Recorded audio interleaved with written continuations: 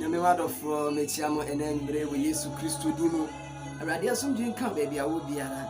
Edo tumfo Nyankopɔn so na de ne yie ni abre pambo ne we so pa. Na no no continue atiase. Ene ye da kese Awurade bi acheme ne wo. Sie nche ne nkwasem.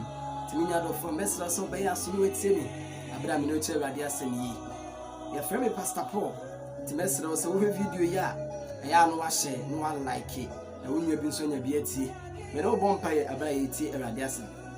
Awurade Nyankopɔn ye da wase ye kasa aseda ye ni munyam kaudi. One domu wa ma ye nkwa na wa ma ye akwanya se ye ne wo ma meche wasem. Mesra wo se be fa akoma adwene asoni aniwa nyina di so. Ono asem gu asase paso ne nso aba.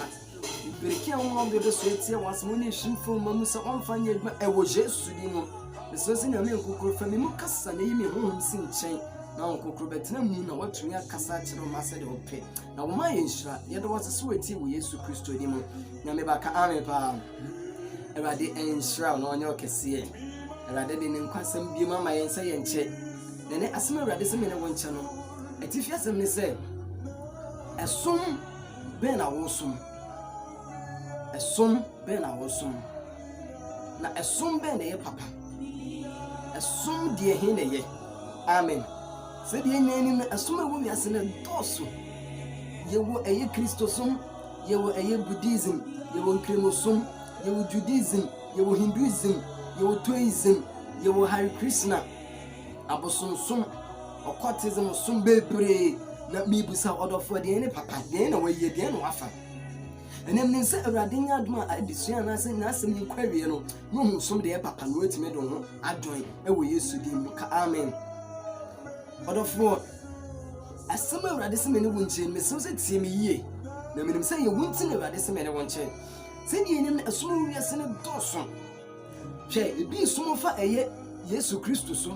ebi som fa Muhammad so ebi som fa ye Gatamabuda so ebi som fa eye Moses so ebi som fa eye tese enua so ebi som fa nsu so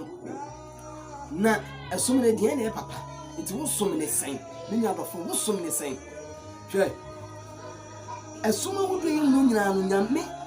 enam eye nipa bi so ne bai ebi so ye nipa bi ankasa na wo de som ne si o ebi so enam ahonhom bi so na so ne bai na ebi som fa eye Muhammad so ebi Moses so ebi Jesus Christ so obusan say die wuwo mu no eye die hin ebi si na die se se fa kwan we so ni enya nkwa obu o se ni papa ne nana na eja no nyina na esum mu no omo nti se so no so no atena no kresa de wo ka no obi so obai no na ye wo no to sum bi mra so o hwehwe no se esum ne ye bebua me na ode no akwa kosim no aso okay yehwe bibu ami nya dofro tie mi yo omo ban nyina no e de so mo baaye yesi omo nyina obi ewu ma yesi no enu nti e kire sese nipa ni wu ya yesi no obi bia wo bedi na tini so wo ye be den ye besie no ena Kristo Yesu so baaye na Kristo Yesu do baaye na owu ye ni yesi no na ne nansa so no sa sore no okotra ye heaven ejenya nkopon ne senifa so a odima eye ne ma anopa wi enumere ne anajo eti ekire yen se esom de ye bewuram bia no yewu a se de yesi omo de som ne ba na asa kanifo no ye besi yen sa na se ye Kristo som dia ene yewu a yesi ya se de Kristo Yesu wanka fom no so ne nansa so na okotena eye eja ne senifa so sa na yen so ye beso ne nansa so ne akotena eja ne senifa so ka ame pa check omumu nyina ba be ye adwuma obia be twe akra di na chi bia be ka asem na obia no otime ka asem ne okwan ne kure ne okwan Muhammad kura de okan o se be se mo kenka eye Quran na se man ti ase a mumu se omo kan eye scriptures no omo kan eye sermon no o se omo kan eye Bible no if say the truth has been revealed there or see the truth has been revealed no kure na yin ho adi wo ho eto o ka kire se ebi mu wo ho ma omo kan eye twure bia no kure bi yin ho adi wo no nti wanti we na se ho na ba be konya nti ase Gatamu buda so baye ono so ba be twendom di nechi benya enyema bi kan asem ye de obeye owie no ovuye ye hunu bim Confucius baye bebrebe Moses die ono so ba beyeye na Moses awie no Onyankopɔn ne koye ɔfom ye no Awurade Nyankopɔn de ne kɔ ɛyɛ amena bi mu kokun no enti Moses enyanko ti Onyankopɔn ka sɛ wani bɛhu Kana na so ne nsuo hwɛ ebi susu abunya na ɔkoton no ɔsom enti ɔhwɛ bibia eduane de ma no bibi bi ohwe bia onya firi ensuo no enti hu ne sɛ ahoyɛ ma no ne ebuse nkras ɛyɛ ne som bebrebe wiase Onyankopɔn wokan Genesis chapter 1 verse 26 a Bible sɛ Onyankopɔn ka sɛ momienye onipa wɔ yensu ban so sɛ yenso so enti Onyankopɔn ka sa no ɔyɛ onipa no ade Onyankopɔn bɔ nyina yɛ abɔfo bi sɛ so ebisa abɔfo bi te sɛ nnua bi te sɛ mframa bi te sɛ nsuo na Onyankopɔn yɛ ɔmo so de yɛ ti abɔfo ne ti bia mu nyina ne yɛde yɛ ade biara yɛ hu edu onipa so ne de Bible sɛ Onyankopɔn ka sɛ moma yenye onipa wɔ yensu ban so sɛ yensa so meaning sɛ Onyankopɔn ni suban so ne nsa so na oyɛ nipa na ade bɔ mu no wakasa mio ɔsɛ moma yɛnyɛ mo meaning sɛ na ɔmo dɔɔso no wɔ etini yɛ nyame agya nyame ɔbɛ nyame nkonkon ɛne abɔfo na ɛba ade na abɔfo ne ba ade nyina te sɛ ɔmo suban so na nsa so na duru ɛyɛ onipa so ne deɛ wakasa mo mienye no yɛ suban so sɛ yɛnsa so eti meaning sɛ Onyankopɔn sɛ onye ɛyɛ nyame baasa kro 3 in 1 trinity a gobɛda kase moma yenye onipa wɔ yensu ban so sɛ yensa so ɛhɔ ne tie ne yo ɛmawo ne sɛ ne sɛ oye nyame agya ɔba no nkokun ampa ne te sɛ ɛwɔ no ne mpɛmpɛn so miɛnsa no ɛnyina na ade bom no ɛyɛ adwuma because agya no ɛwɔ hɔ ɔte ahemwa no so ɛte sɛ ɔka asɛm a asɛm ne ɛkɔ ne Yesu Kristo asɛm ne ɛyɛ tumi ne ɛkɔ yɛ adwuma na nkokun ne honhom na ɛbɛma adeɛ na asɛm ne kɔ akɔyɛ no ababe nya ɛyɛ nkwa eti Kristo no ɛkɔ na sɛ ɔ establish adeɛ na honhom na bɛhyɛ ade no ma ade na ɛde anya nkwa eti mu sɛ ɛyi nyame agya ɔba no nkokɔ nya na ɛyɛ de ɛba adeɛ eti aburo mu yɛ onipa no Bible sɛ Onyankopɔn de fom dɔte nyina onipa minya dɔfo wokan Genesis on na wo Genesis chapter 2 verse 7 ɔsɛ na Awurade Nyankopɔn de fom dɔte nyina onipa no hu kon mi gu ni hwene mu no onipa yɛ ɔkratias fo ka ame pam Onyankopɔn hu mi kon mi gu onipa no de fom dɔte nyina no hu mi kon mi gu no ɔbɛyɛ ɔkratias fo enti nam onipa no nso na ma yi nyina yɛ bai na hwɛ bibie woto aso bi ma ɛyɛ 2 na verse 9 ɔsɛ na Awurade Nyankopɔn ma nyia hodo nyina wɔhwɛ ɛyɛ fɛ na ɛyɛ sɛ wodie fifiri asase no so ne nkwadua a ɛsi turo no mfimfini ne papa ne bɔne hu nimdeɛ dua kaa me pam ɔse ɔmanya wodo fifiri ne papa ne bɔne hu nimdeɛ dua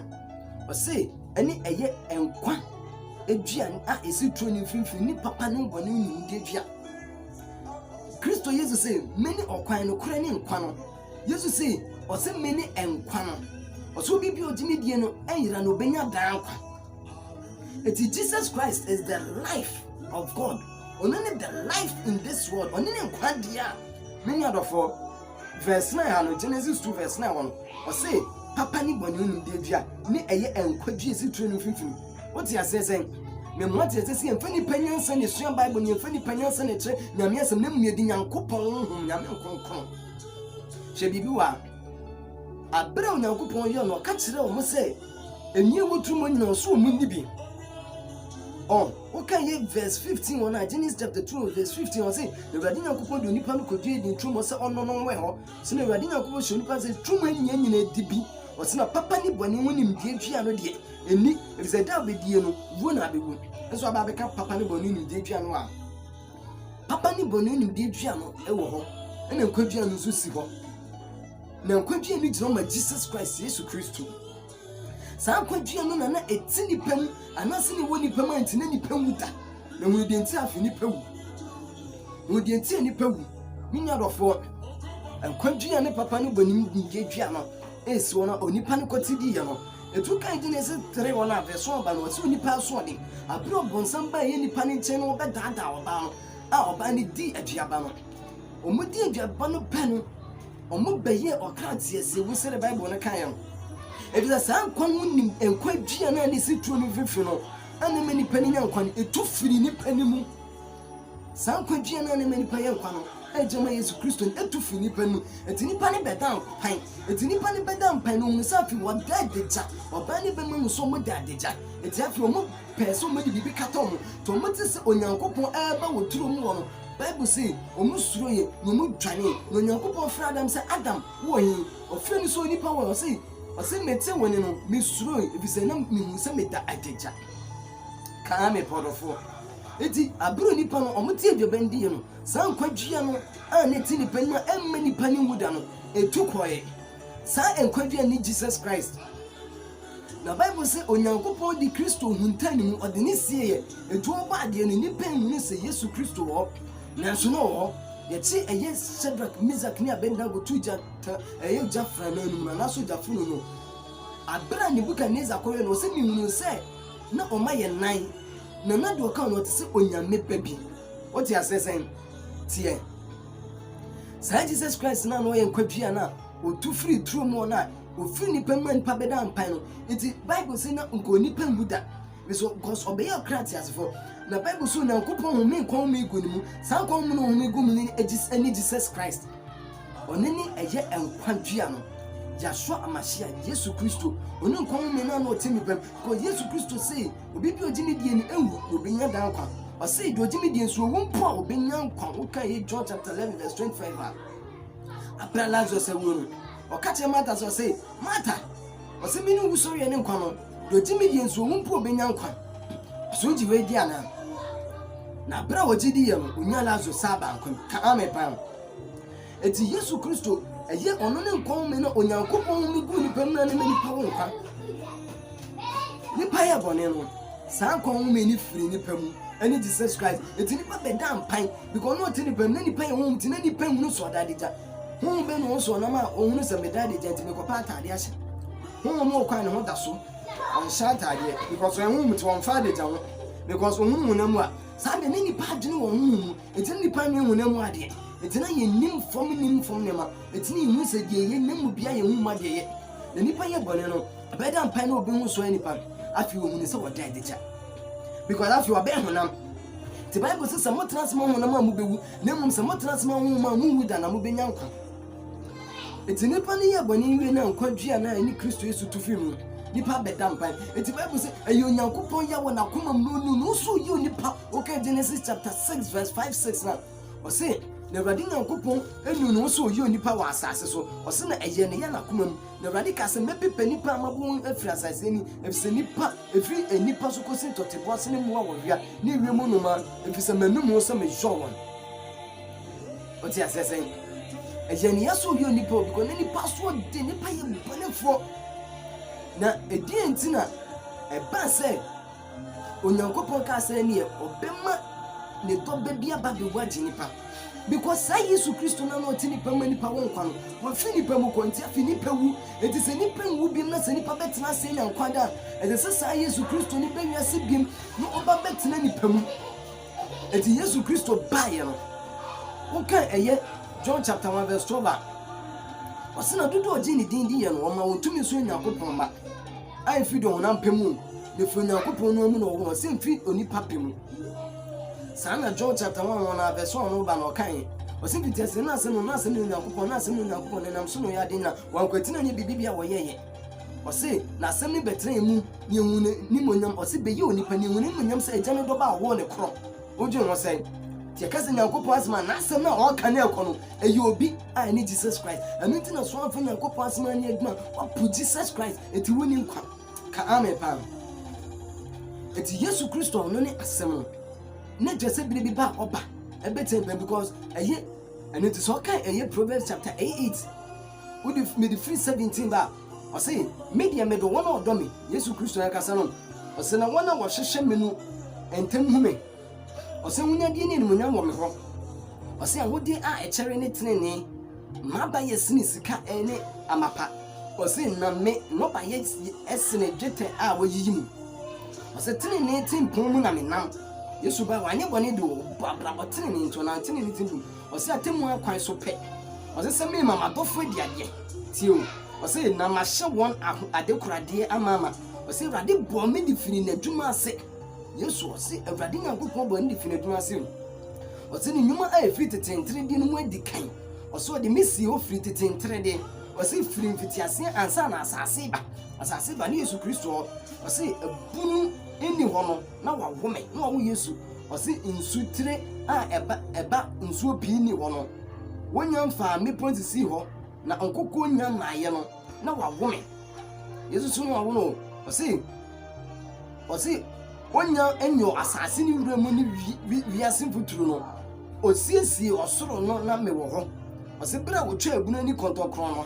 ɔse Yesu so osiesie ɔsoro no wɔ hɔ Yesu so ɔsoro wana na ɛwɔ adeɛ bɛ na ɛwɔ ka Nyankopɔn ɛne Yesu Kristo Yesu so no wɔ hɔ emu ate ate sɛ Bible no emu dɔ ne mu ehutasɛm ɔse ɔde mu no nkum sensani oropintin na ebunu mu nsuo ani wa pai denden otwa ɛpɔhye na nsuo antra na ɔde asase fa pem to hɔ no ɔsenam wɔ ne nkyɛn sɛ ne dɔba bɔnsɛm Nyankopɔn asɛm ɔsenam yɔ na dɔdeɛ daadaa na mani gye n'anim bere nyinaa mu ɔsenam mani gye ne wiase asase so na mani ka wɔ nipa mamu sɛ wɔn Yesu sine n'ani ka wɔ nipa mamu ɛne nti ne Yesu Kristo pɛɛ sɛ ɔbɛsane aba abɛwu aba abɛgye nipa Proverbs chapter 8 verse 17 to 30 ne yɛkan no to 31 no wokan 8 no ɔse nyansa kamfo ne ho Yesu Kristo ni nyansa wo ɔno ni nyansa so bu Yesu a ɔwɔ nyansa nti na Bible sɛ nyansa fiti aso ne Awurade suro na ɔkunkun ni mu ne nimdeɛ ɛne nyimu sɛ de yɛ Proverbs chapter 9 verse 10 wɔkan nyansa fiti aso ne Awurade so to bibi a usu Awurade Yesu Kristo no ɔmani nyansa ɛkɔ Nyankopɔn mu ɛno nti Kristo no wɔyɛ nyansa ne bɛtena ne mu na ɔno na akyerɛ sɛ yɛwɔ no watenetene n'akwan na wanyɛ bɔne da sɛ na ɔne Yesu Kristo bae wanyɛ bɔne da ɛno nti na Yesu Kristo ne Nyankopɔn nyansa ɔsɛ na nika nipa ma mu sɛ nika nipa ma mu nti na ɛsɛ sɛ na ɔba bɛwu gye nipa kaa me paa ɛno nti hwɛ ɔbɛrɛ nipa yɛ bɔne no Bible sɛ Nyankopɔn yɛ ho ɔkasa ne mesoma mi amedo ba koro no ɔbɛwagye wiase ɔbɛgye nipa ɛti na woka ɛyɛ John chapter 3 verse 16 na ɔse sɛ de Onyankopɔn do wiase nie na ɔde ndɔbɔ koro wɔ no mai no bibi ɔgye ne di na ayera na onya dankwa amen Yesu Kristo sɛ obi bi ɔbɛgye ne di no nyera na onya dankwa ɛti Yesu Kristo ne nkwantu gye Yesu di a ɔbɛnya nkwa na wɔnyera na wɔnwu da ɔse dodo wɔn sɛ wɔdi wɔn kwan manu no ɔse wɔn nyinaa bɛwu owupire no ɔse nti nhyira ne wɔn a wɔnya odin akɔ ɛyɛ adwaman ne nkɔnma no mu na ɔso bibi a wɔnhu ne din wɔ adwaman ne nkɔnma no ɔbɛto no atwene ogyatadeɛ mu a sɔfiri dɛre wɔ mu no wɔka ɛyɛ Revelation chapter ɛyɛ 20 a ɛwɔ hɔ no ɛne adi sɛ nwoma ti aduonu yimu du baako rekoro no ɔse na mihu ahengua fitaa kokoro ne deɛ ɔte soɔ a asase ne ɔsoro dwane n'anim ɔse na wɔnya baabi na wɔanya baabi ama ɔse mihu awufo nketewa ne akɛseɛ sɛ wɔgyegye ahengua no anim ɔse na wɔbuebue nwoma mu na wɔbu nwoma foforɔ bi a ɛyɛ nkwa nwoma no mu ɔse na wɔnam nsɛm a wɔakyerɛ no nwoma no mu no nso bubu awufo atɛn sɛdeɛ wɔnum ate ɔse na pui na awufoɔ a ɛwɔ mu no nso mae ɔse na wɔbu wɔn mu bia atɛn sɛdeɛ wɔnum ate ɔse na wɔto owuo ne asɛm a bɛtwene ogyatadeɛ no mu ɔse yɛne wupire no ɔse na obi a wɔnhu no sɛ wɔde no ahyɛ nkwa nwoma no mu no wɔto ne twene ogyatadeɛ no mu amen so obi wɔn sɛ ɔde ndi ahyɛ nkwa nwoma wɔtwene ogyatadeɛ no enti Yesu Kristo ɔyɛ adwaman ne nkwa nwoma no bibia ne din mu ɔse ɔde no to ɛyɛ ogyatadeɛ no mu hwɛ ɔse obiebie nwoma no no wɔn a wɔn odin wɔ mu no ɔse obiebie nkwa nwoma ɔde ɔse adwaman ne nkwa nwoma no ɔse nsɛm a wɔ mu no ɔtwetwe mu ɔnam so de bu obiara atɛn obi bia ne din wɔ mu no enya nkwa ka ame pa mi adɔfo ɛno nti Kristo Yesu ɔno ne ɛyɛ Nyankopɔn asɛm a ɔba ɛma nipa benya nkwa asɛm no ne ma nipa yɛ obi asɛm no Nyankopɔn de yɛ adeɛ na te sɛ asɛm no tu mu a wonwu da wobenya nkwa hwɛ adeɛ bi abɛtwa mu na so Nyankopɔn asɛm de atwa mu da to ɔsoro ne asase bɛtwa mu na so nsɛm de atwa mu da because of say onipa bɛwu na adeɛ bi no nipa bɛfra asase so akɔ gye Nyankopɔn asɛm na Nyankopɔn asɛm de onipa bɛwu fra asase so na ɔbɛkɔ na wakɔkɔhyɛ Nyame asɛm ne yɛde agu n'atɛn nti sɛ Nyankopɔn asɛm tene mu a ɔkɔhyɛ Nyankopɔn asɛm bi mu a because of sɛ ɛtene mu ne Nyankopɔn asɛm ani Yesu Kristo ɔba bɛbu ewiase atɛn no na ɔyɛ asɛm ne saa te nipa no mu nti no sɛ yɛbu n'atɛn a asɛm a ɔne Kristo Yesu ɔte nipa no mu ɛsan so bɛkasa ma nipa no ɔbɛtwitwa agye no nti nipa no bɛnya nkwa ka ame pa hwɛ yɛnti a Kristo efi nipa mu nipa bɛda mpan no ani abre Kristo fin pɛmɛ nipa bɛ na akupan no afi na nipa wu ɛno nti onyankopɔn wɔ sɛ wɔn ama Yesu ama bi mu a me wɔn nipa ntumi nya ɛbɛn kɔ ɛno nti bɛ ebere bi du yɛ onyankopɔn ɛsoma Yesu Kristo ba sɛ de ɔsoma dɔm akoma bɛ wugyi wiase nkwa no na Kristo ba na odi ɛyɛ mission mienu a mɛka sɛ ne kura ne bi ni one ɔba bɛ patch wɔn nipa because Adam ne Eve yɛ bɔne no Adam ka sɛ onyankopɔn ɔba na ade ma ne di aduaba no Eve so sɛ ɛyɛ wɔn ne da Adam nti nipa nya ntom so ayɛ bɔne ɛno nti nipa nya bɔne fɛfɛ na ɛyɛ onyankopɔn dome ɔba ne dome bɛma no ɔso ɔba no obɛbrɛ wɔ na awo no obɛnyinsa abosome nkron no obɛbrɛ wɔ na awo ɔso bɛma so de nkranta no na obɛdidi ɛno nti ɔbɛsɛm n'anim fifira nsa no na ɔso ɔwɔ de wadome na ɔbɛnante na afiri so na obɛdi fam dɔteɛ nipa yɛ dɔteɛ ɛyi mfiri dɔteɛ mu ɛno nti bɔnsam bɛdidi nipa abrɛm because wo nipa na ɔyɛ dɔteɛ no wo brɛ mu na obɛdidi nti bɔnsam sɛ nipa so ma nipa nya nkwa nti ɔsɛ nipa so ma nipa abrɛ ɛno nti bɔnsam ayi so bebrebe esi wiase na nipa na mu na brɛ Adam yɛ bɔne no na ɔte nyankopɔn ka bim nti nsuo na obɛgyina because na ɔte nsuo kasa ɔte nya kasa mo akasa nsuo na obɛduru a na ɔfrɛ nyame afiro sɛ ɔbɛte nyame ne nsuo so ɛsan sɛ ahom bia ba bɛtenatena mu na ahom ne nyinaa ahye ase watam tete nsuom ahom ne bi tete nyam ebi tete abotan mu eto oduru dua no a ɔkɔto na dua ne kasa ɔso wɔ nyame ne makasa sɛ nsuo ne kasa ɔso nyame ne makasa sɛ bo ne kasa ɔso nyame ne kasa saa ene bi me binya esum bebrebe de nti esum bebrebe ban ni nanam Adam so because na oni nso kasa nti nso ne kasa o minya me da so do me mpo eto nim se nyame na kasa so ne ye honhom bi na tim kwana mo atawo tim so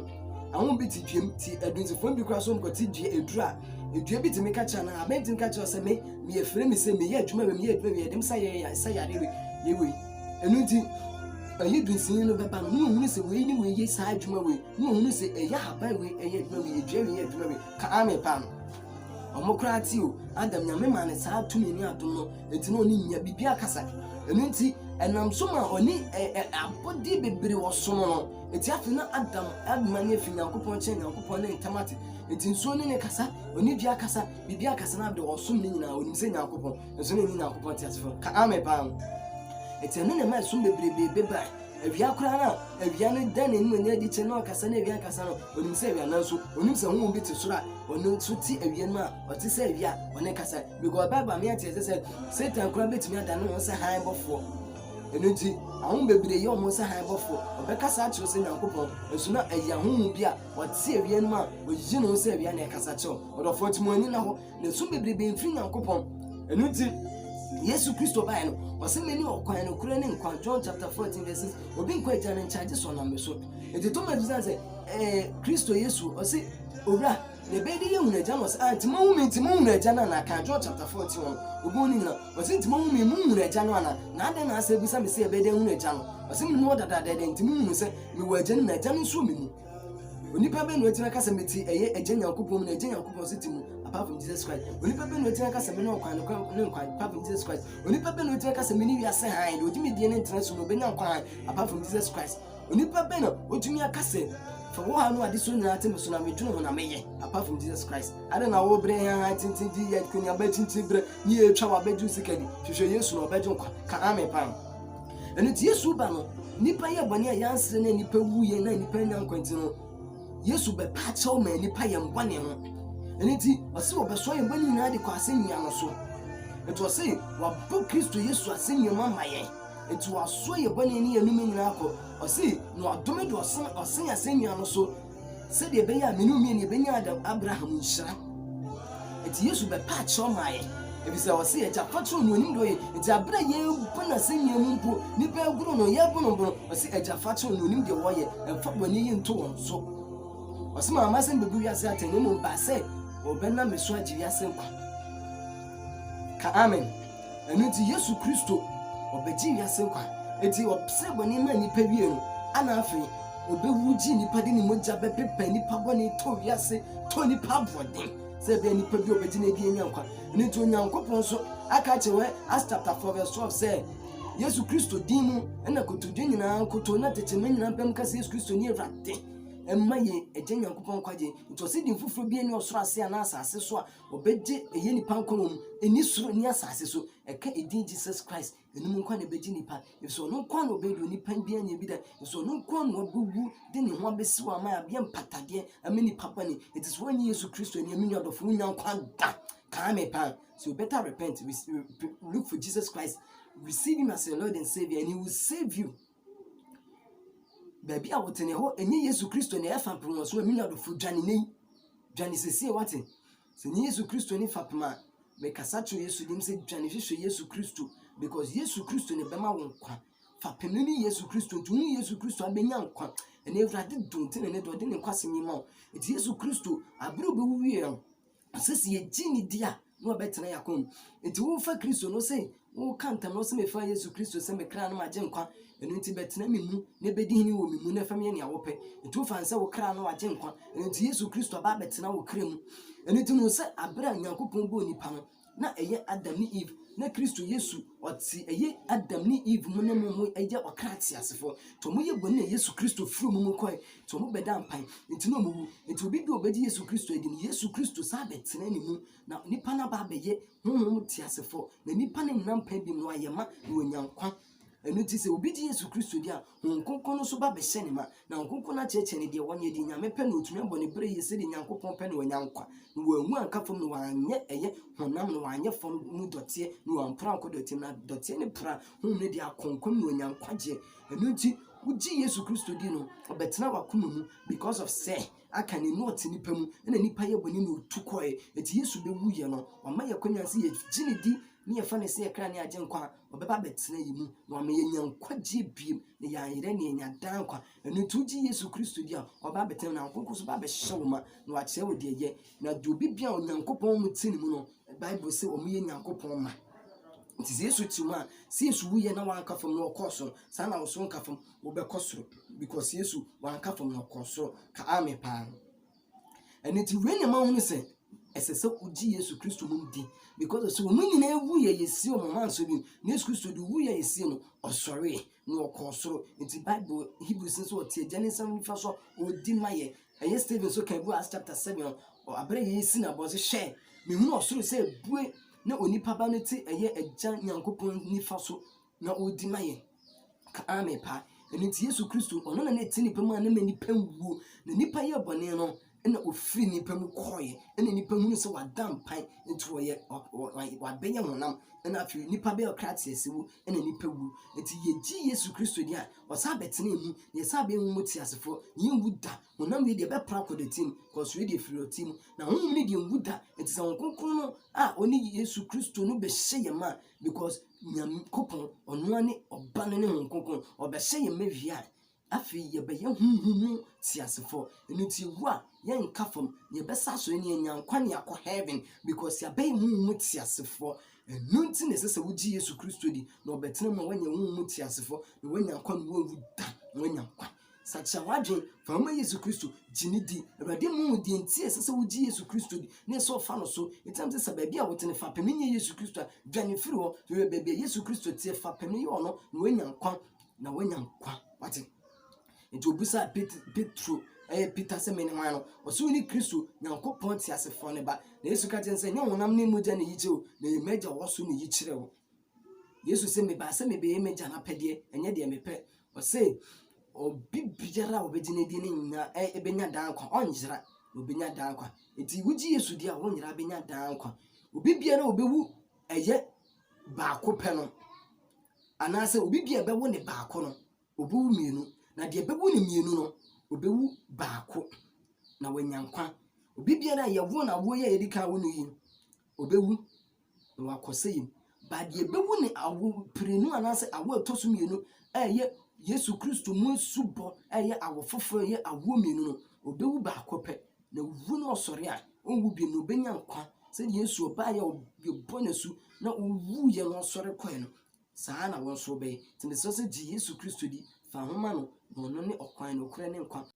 Awurade Nyankopon onshaw Awurade onte no mucho o mani siw yi so ya so eti na asem no Awurade mwo o ma no konkon me hyew ma se ba betimi anante nim awie brim Awurade ope baba beto se be fata e we sudim amen Awurade short of So them can friend Pastor Paul. Was your friend Gentle Ministry in Prayer Camp. I will work with you. I will do time to boot.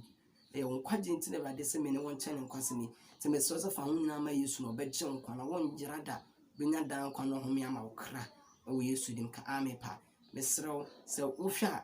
No, I like no one share. Now, when you have been swayed, any beauty, I share either Facebook has a baby biara, as I'm let me out quite. But in shroud, until Montreal, and near Radenanton Quenina, or the minutes to ye, oh, yes, to demon. Between us at Facebook, Paul, any, and our Pastor Paul, any ministries, and our YouTube, the tea, and Quasimi Bibri. Radin Shaw, when you until Montreal, we used to demon. Bye bye.